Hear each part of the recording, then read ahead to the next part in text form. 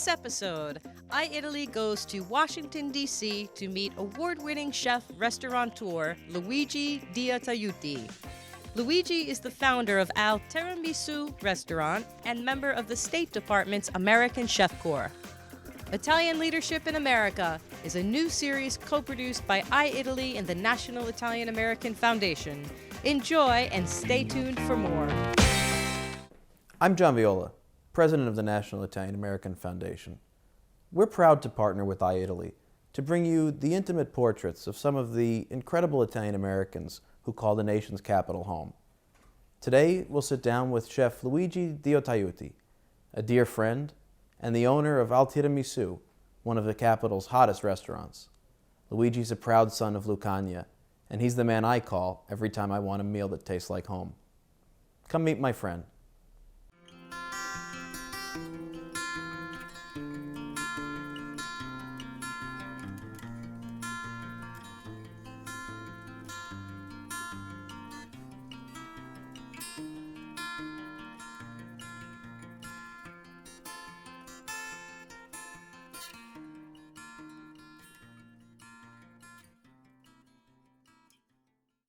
Luigi Diotaiuti. Speriamo bene, speriamo che ci aiuti a tutti. Nativo di Lagonegro in Basilicata. Sì. Before you left, there must be something that you remember, something special that you remember about your last day in Lagonegro before you left. Then you went back several times, of course. Yes. But when you left, what did you see for the first time for America? I remember a lot of things. It's kind of touchy. And I remember in particular that Mom and Dad drove me in Sapri to take the train. And we had the Ape car, the tre ruote, and we all went inside together. And it was probably the only time when Mom and Dad, the boat, actually drove me for work. Because I travel all over the world. I travel all over Italy and Europe. But that was the only time who actually they drove me. And it was so beautiful, spontaneous. And it was not even planning. It was just like we were having breakfast. I wasn't going to leave.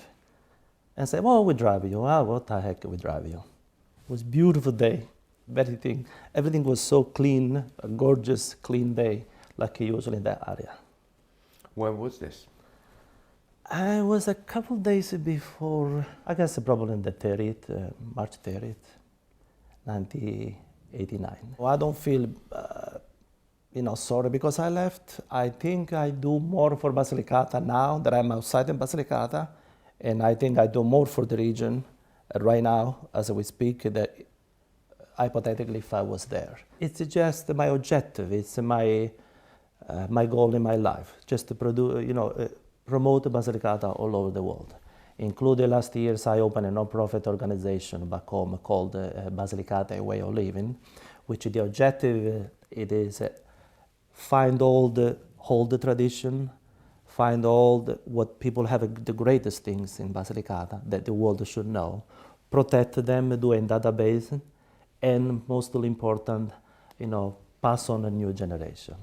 You are a chef, a very well-known chef, and I wonder if you dreamed of being a chef when you were a child. What brought you to this passion? I don't know about the dream when I was a child, but I do know that my sister and brother, even my mother, bless her heart, they were telling me that I always wanted to help my mom. Most of the time, sometime in particular, they told me one significant occasion where I was cut a papers to try to imitate mom how she was doing the fettuccine. And so I was cut the paper and say, okay, see mom, I did my own fettuccine for you. So I guess food, obviously, grow up in a farm, food was everyday living. It was just a part of us. I mean, because let's say until I was probably 18 or 20 years old in our family, we used to buy just the sugar, coffee, and salt. Everything else we were making.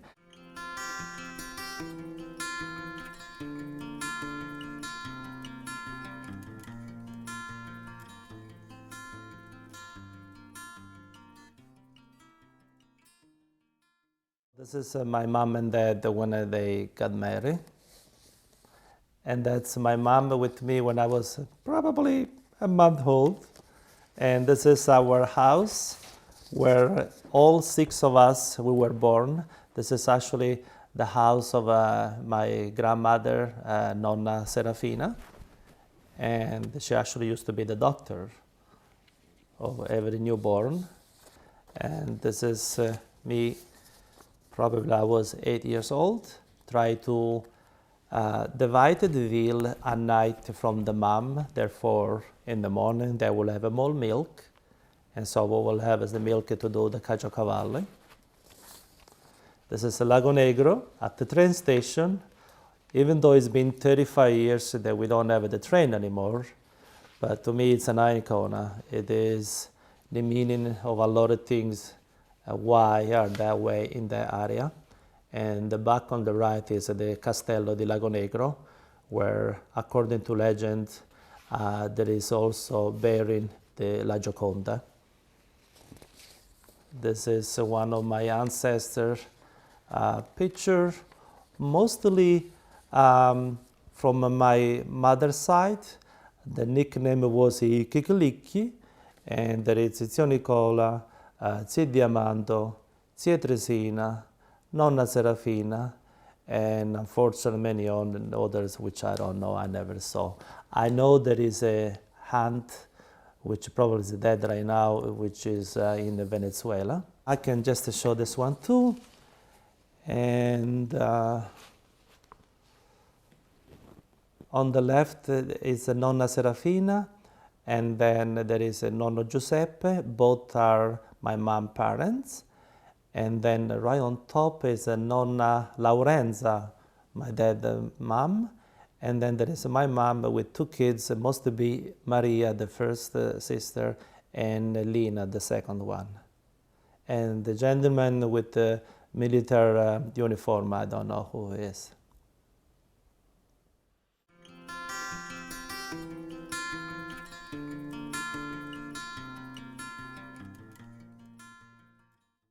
You studied at the Culinary Institute in Maratea, Yes. and then you traveled and you worked in Italy and abroad and in Europe.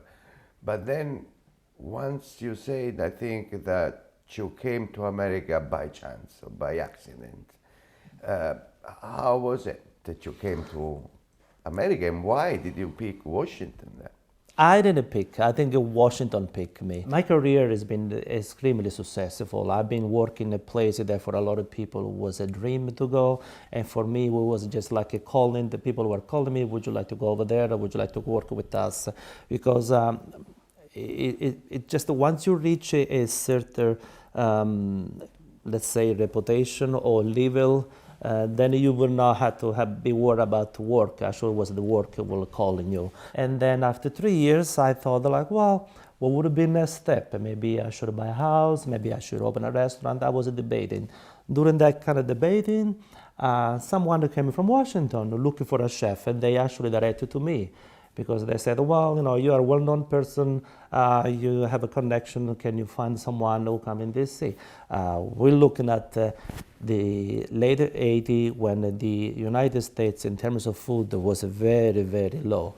No chef wanted to come and work in the United States at the time, neither did I. And I said, well, I will go to the United States on vacation here and there, but working right now, it's not a chance.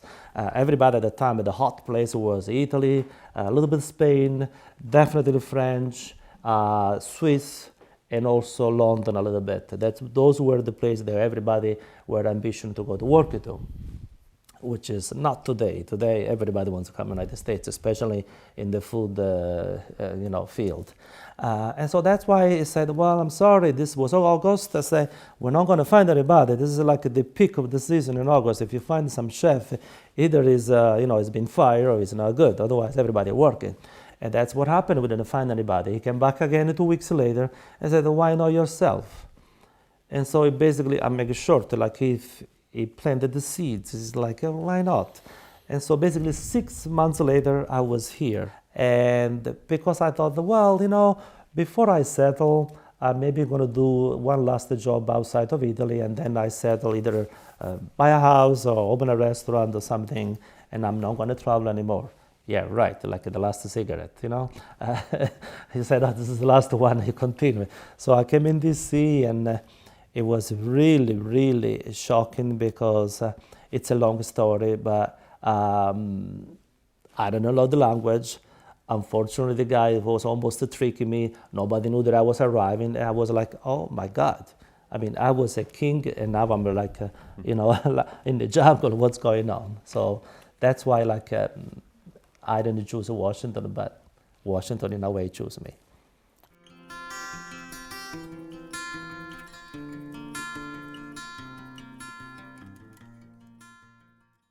After how long did you decide to open your own restaurant? Well, I saw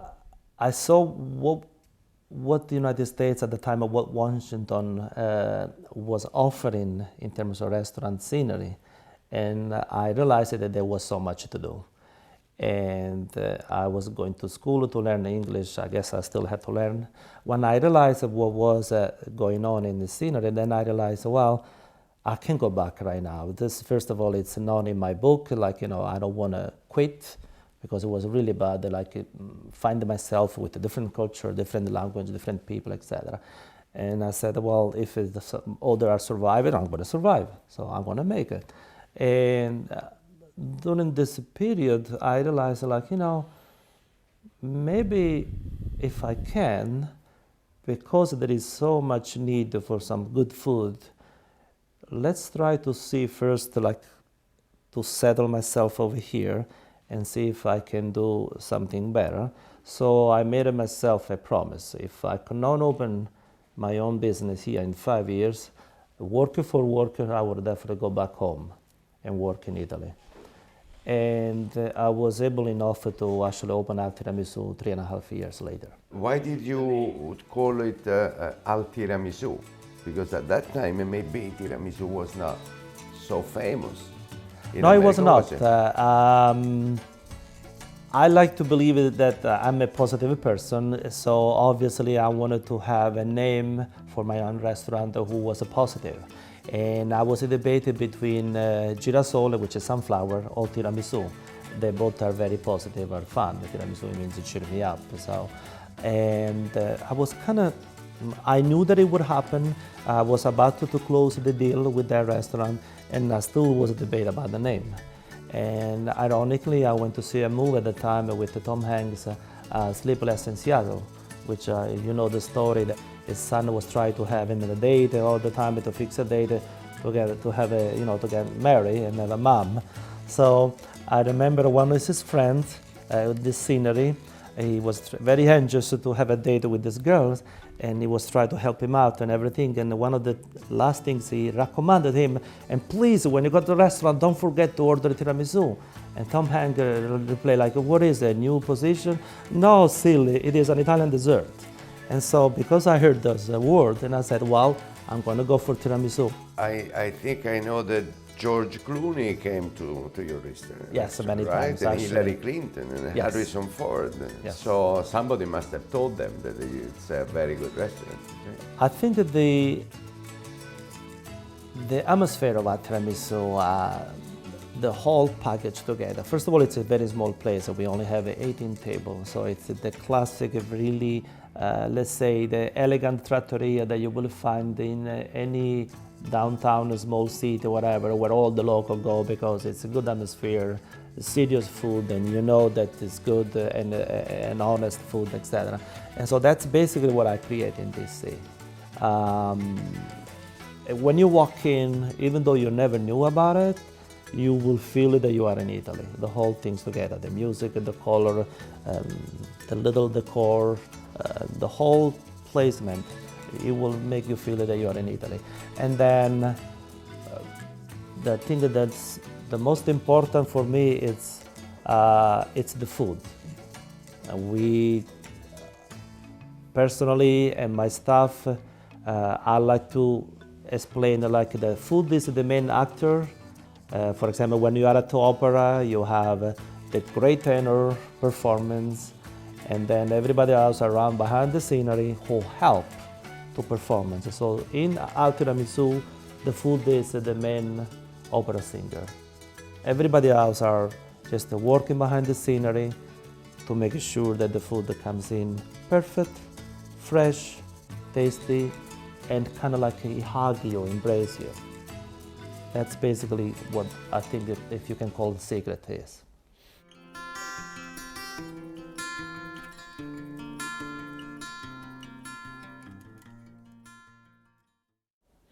How is it that you ended up in the American Chef Corps of the White House? What is this? The group, basically, this is a special corps created by Hillary Clinton when she was a Secretary of the State. And she basically used the same system that the Roman and Greek used to do at the time. In other words, use food for diplomacy. At the table, you never get hold, and at the table, you never fight. So basically, use food to do diplomacy. And it's a special corps. I believe we are probably 85 chefs all over the United States right now, which are part of. I feel honored and proud because, probably I'm not sure, but I think I'm the only Italian native which I'm part of. And I think that it's probably part of the due for what I've done to the community, for DC restaurant scenery, the dining, and that probably they choose me to be part of. And then when you arrived in Washington, you said you realized that there was so much to do. And I just wonder if after all these years, you think you participated, you contributed to the education of Americans to Italian. Oh, absolutely. I remember those days when people will ask, what is radicchio, what is rucola, what is fennel. I would spend the first 5 years, I would spend more time in the dining room, show product to people, Dover sole, sardine. I remember when branzino, rata would come from Italy only on Tuesday, and then they start to come also on Thursday, and then 5 days a week. Now we have arrived 7 days a week. So it's changed. I like to say that in the last 10 years in DC, we've been hit by a tsunami of food. There has been a revolution, first of all, for the farmer market to begin with, which at the time I think there was only Eastern Market, and I remember when the Dupont Circle Farmer Market opened, which only used to be open for 6 months a year during the summer. Now it's open every Sunday all year long. Now every neighborhood in DC have their own farmer market in a different day of the week, and that's fantastic because people actually see the food, all different variety, local area, organic, with all the different things. It's not like a perfect food, just like the ones you find at the supermarket, but there is also the ones square, the ones little, the ones big, etc. So, and that's what is Mother Nature provide us. It's not always like a perfect 100% like you'll find in the market.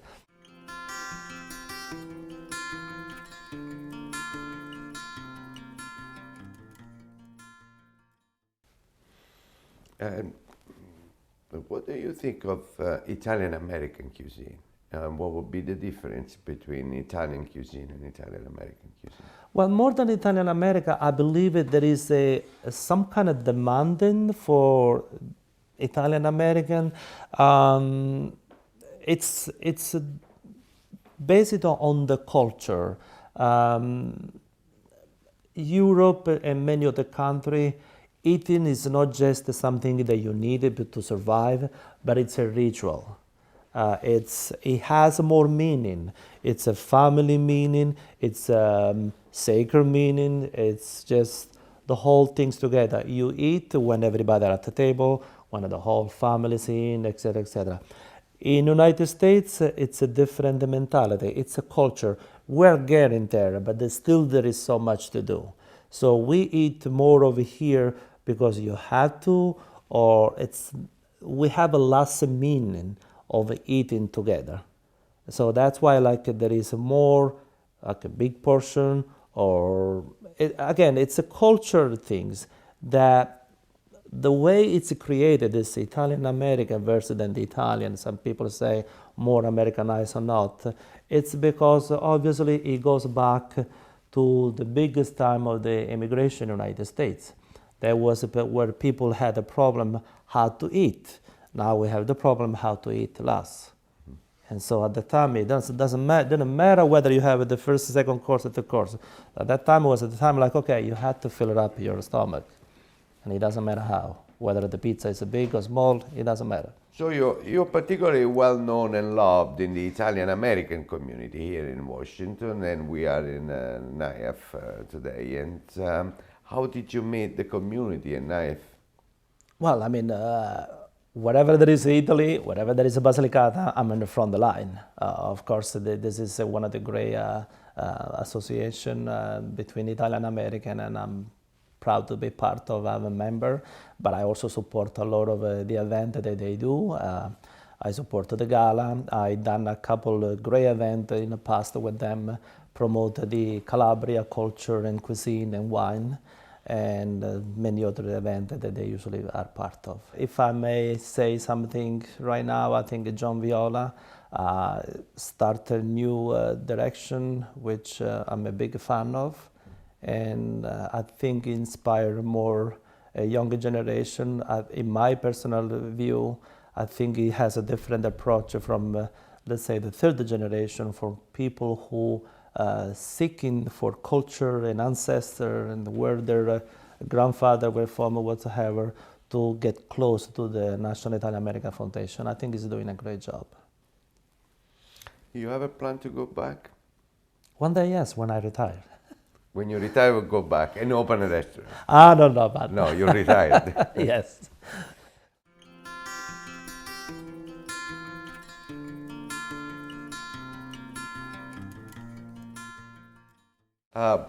We always end our conversations with two questions for our guests.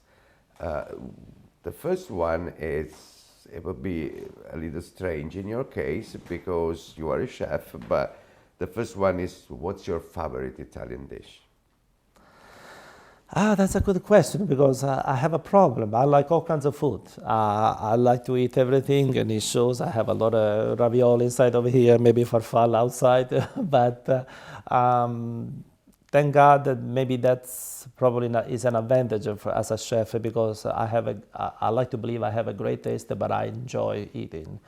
And to answer your question, well, how can I not like a pasta, of course? But in particular, I like a pasta fagioli homemade, because the beans are probably one of the oldest memory in food that I have in my life.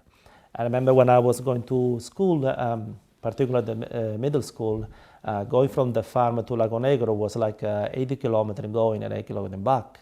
So when I would arrive in the afternoon, starving, because of course you were kids and you were walking 80 kilometers. First things I would see, it was like opinaturo, you know, the terracotta next to the fireplace, full of beans, which would take like 6-7 hours slowly to cook all day. And so of course I would take a little bread and like dip it inside, and it was the first food available. And so to me, that's probably the oldest memory in terms of food.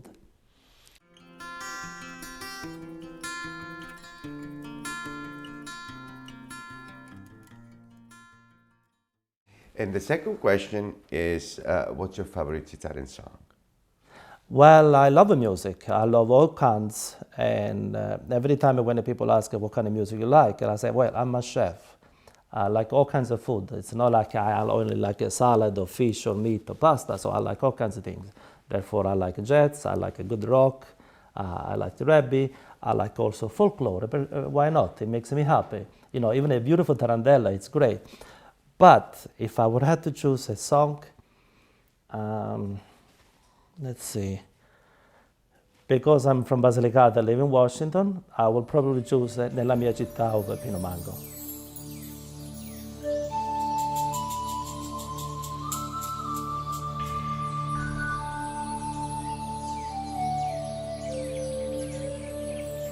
Nella mia città c'è una casa bianca con un glicine in fiore sale, sale, sale su.